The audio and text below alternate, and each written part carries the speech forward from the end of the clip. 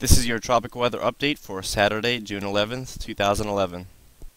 The National Hurricane Center is still monitoring the weak area of low pressure near the Bahamas, but at this point they give it a 0% chance of tropical development over the next 48 hours.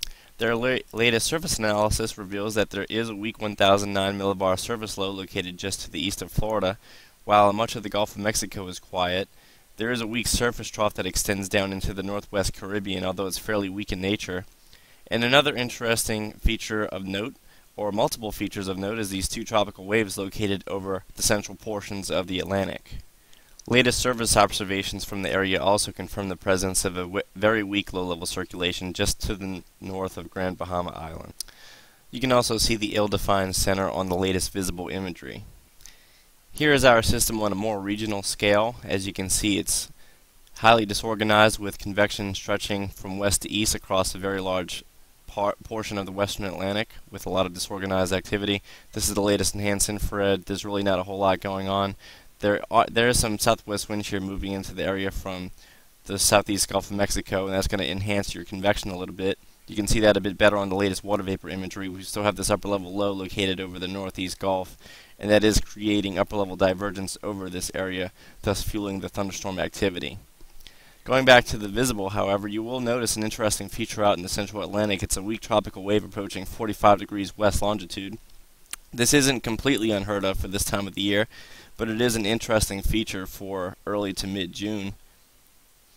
The latest precipitable water analysis picks up this wave-like feature fairly well as well. It's now approaching 40 degrees west longitude, and it's a fairly high amplitude wave for this time of the year.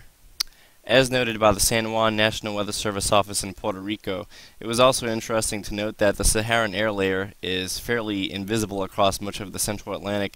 There's really not a whole lot of African dust being blown off toward the Greater Antilles and Lesser Antilles, and if that did remain the case throughout the hurricane season, we may see an above average Cape Verde hurricane season, which would also result in a fairly active season overall for much of the Atlantic basin.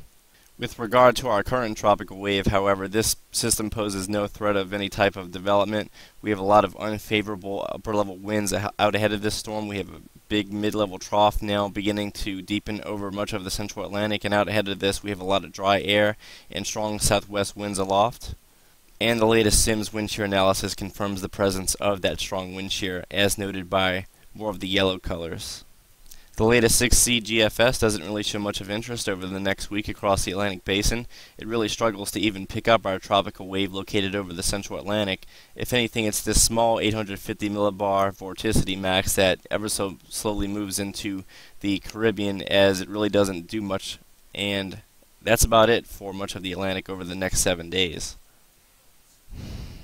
You can really see why there will be slow times ahead in the Atlantic based on the latest shear forecast. Much of the basin will be rather unfavorable for the foreseeable future. Now turning to the eastern Pacific, it's still fairly quiet out there with the exception of Hurricane Adrian. This is the latest update from the National Hurricane Center. Adrian has weakened significantly over the last 12 hours. It's now down to a Category 1 with 85-mile-per-hour winds.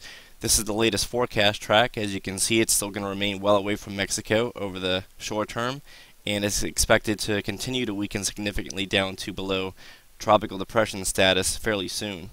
The latest model consensus has shifted more toward the north, toward the Baja Peninsula, although these models really should not be too much of a concern, as any remnant storm that makes it to the Baja will be void of any significant convection. It would be below tropical depression status, and it really wouldn't be much of a concern altogether. Taking a quick look at the latest FLIDR imagery, you can see that Adrian is nothing but a shell of its former self. It doesn't have that impressive appearance anymore on the latest visible imagery. In fact, Adrian is more than likely below Category 1 hurricane status based on these latest frames. As you can see, the convection is now primarily to the northeast of the low-level circulation, and the storm is now beginning to encounter more southwest shear aloft, which is also opening the system up to more dry air entrainment into the inner core. As we've been talking about, once this storm would have made it to the western side of the mid-level ridge just to the north, it will encounter more southwest wind shear aloft, not to mention the fact that the storm is already now beginning to move into areas of cooler water temperatures. So that's your tropical weather update for this Saturday. Please stop in again tomorrow for another video.